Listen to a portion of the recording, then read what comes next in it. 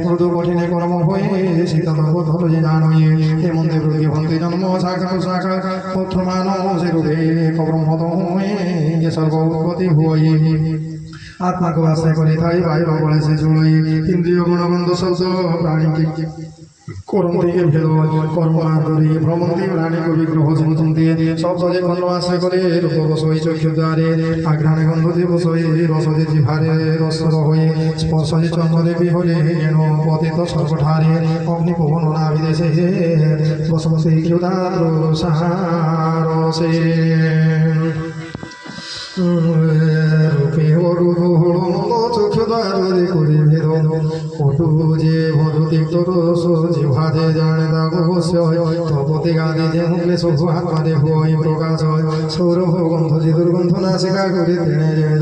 শ্রুতি নিন্দন যেতে পানি সর্ব যে তাকে বলি বাণী স্পর্শ যে স্নান লেপদে ভেদ করই গণপথে এই মার্গে প্রাণী ভ্রমন্তি তন্তে স্থিত সিনু হন্তি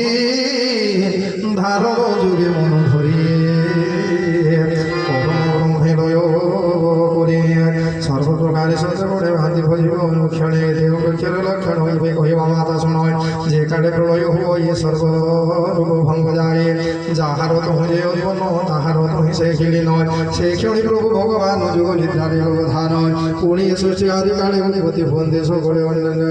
তত্ত্ব ভন্তে দক্ষিণের উপকূল ভন্তে জলে হিরণ্য কোশল রায় পরিভাষন্তে মহাশয় কেতে কাল তুহ জাত সহস্রশিত অনন্ত জলে স্বয়ং যে আনন্দে মানব জন্মিলা নাভি কবিতা সৃষ্টির অধিপতি সেই কৃষ্ণ আদি রূপ বৈয়ংশ